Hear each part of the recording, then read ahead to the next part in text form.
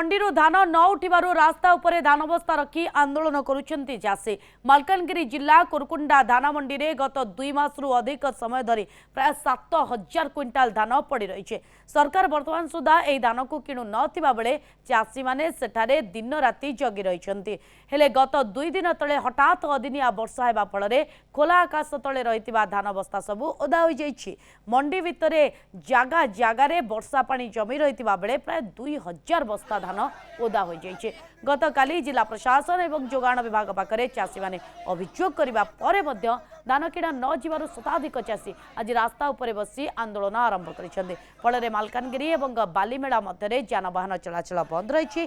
धान न उठिबा पर्यंत आंदोलन जारी रहिबो बोली चाषी माने धमक दैछंते। मालकानगिरी जिला सबु मंडी रे धान पड़ी रही। प्रशासन निष्क्रिय, आमर कलेक्टर निष्क्रिय, सब कलेक्टर निष्क्रिय, सीएसओ संपूर्ण निष्क्रिय।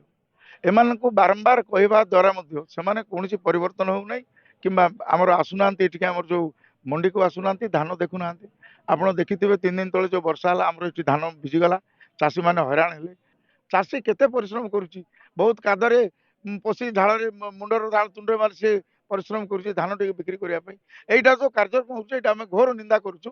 आज आम रास्ता रोक कर कारण है जे आमको टार्गेट दि जाऊ, सीएसओ ये पहुंचा पड़ो, नचेत लोक आम बस रही आम दरकार पड़े आमर अनशन करूँ, रास्ता घाट बंद करूँ, आउ जहाँ पंथा ग्रहण करने कथा निश्चित भाव में ग्रहण करूँ।